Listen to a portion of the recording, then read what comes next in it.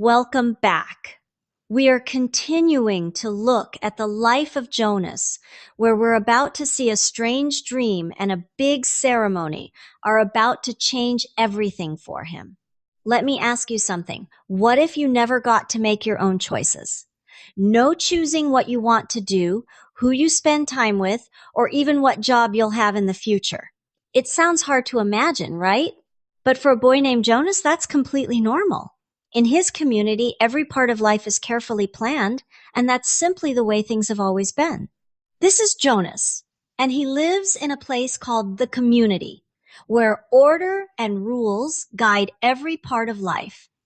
Everything seems predictable and carefully controlled. But one morning, something unusual happens. Jonas has a vivid, confusing dream that feels different from any he's had before. At first, it may not seem important, but it's the first clue that his world is about to change in ways he never expected. In Jonas's community, every morning begins with a dream-sharing ritual. Each family member talks about any dreams they had the night before, and discussing them is just a normal part of daily life. Usually, Jonas has nothing to report. He rarely remembers his dreams and often says he has nothing to share. But this morning is different. For the first time in a long while, Jonas has a dream he can't stop thinking about. As Jonas tells his family about the dream, he explains that it took place in the bathing room at the House of the Old where he volunteers. His friend Fiona was there too. But what stood out wasn't the setting, it was the strange feeling he experienced. It was powerful, confusing, and completely unfamiliar. For some reason, Jonas felt a strong desire to be the one helping Fiona, and he couldn't understand why.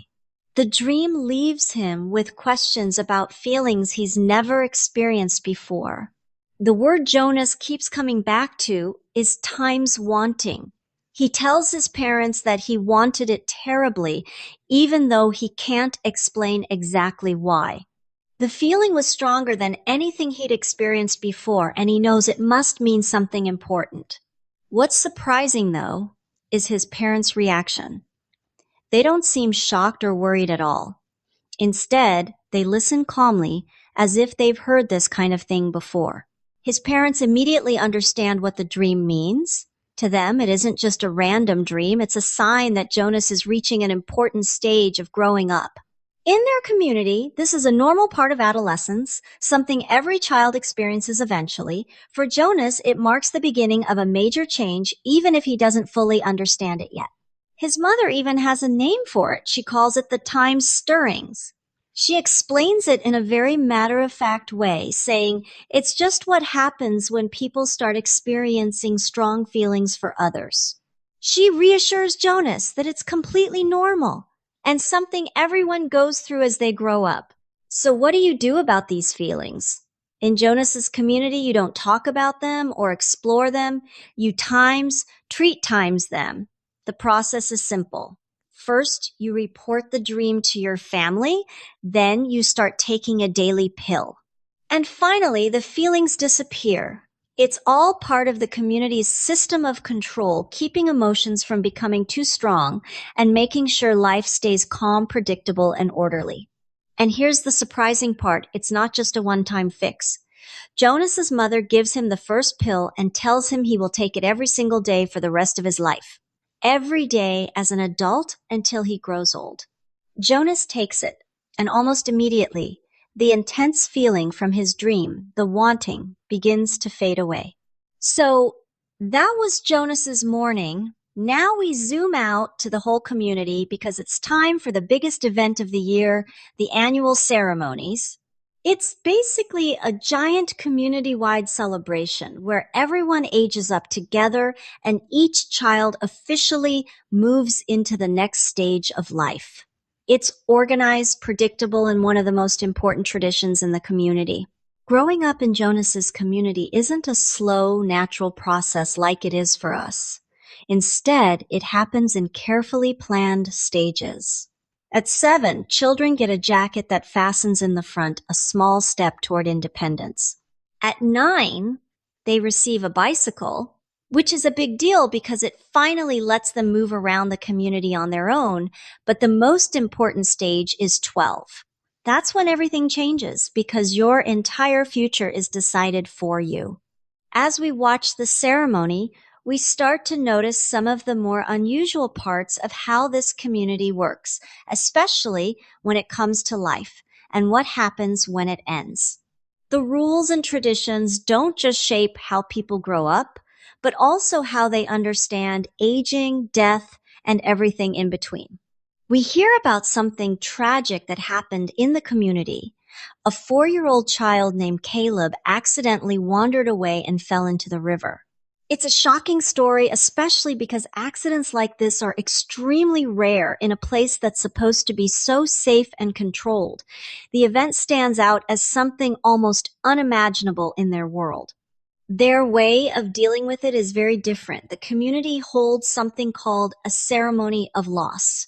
Everyone comes together and softly repeats the child's name, Caleb, over and over again, getting quieter each time until the name fades away completely. It's their way of letting go, almost as if the person slowly disappears from memory.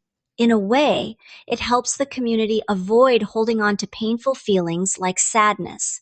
But at this year's ceremony, the family who lost Caleb receives a new baby to raise instead, and they give him the same name, Caleb.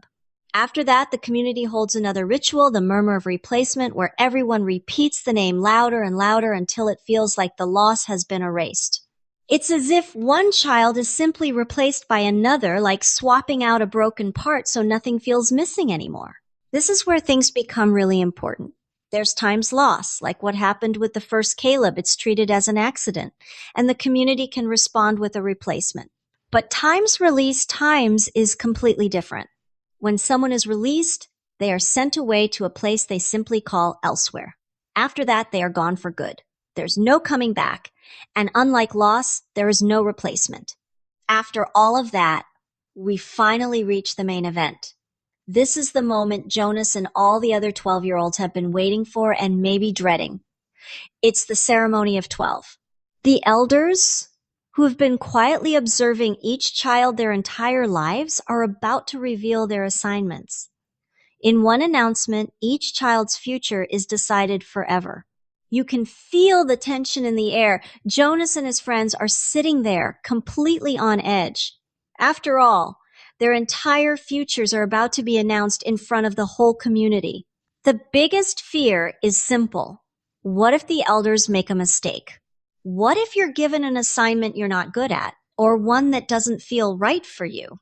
Jonas's best friend Asher, who's usually the funny, carefree one, tries to lighten the mood with jokes, but it's clear he's nervous too. He even brings up an old story about a man who supposedly received the wrong assignment and escaped by swimming across the river to another community. Asher jokes that he couldn't even do that himself. Because he can't swim, he would just sink. Even his humor can't hide how tense the moment really is. But Jonas feels differently. He isn't really worried about getting the wrong assignment. He trusts the system completely. To him, the community is too organized and too perfect for mistakes to happen. He believes the elders know exactly what they're doing, so the idea of being wrongly placed doesn't even seem possible. So yes, Jonas trusts the elders completely. He's not afraid they'll choose the wrong assignment for him. He's just exhausted from waiting. The suspense is almost unbearable. As the chief elder begins to speak, all Jonas wants is for it to be over. But what will his future be? And more importantly, will it be anything like what he or anyone else could ever expect? This was the end of chapter 6. Join us in our next video to find out the assignment Jonas gets. Hope to see you there. If you'd like more personalized feedback, writing support, and discussion sessions, they're available with me or with our selected tutors. All the details are here.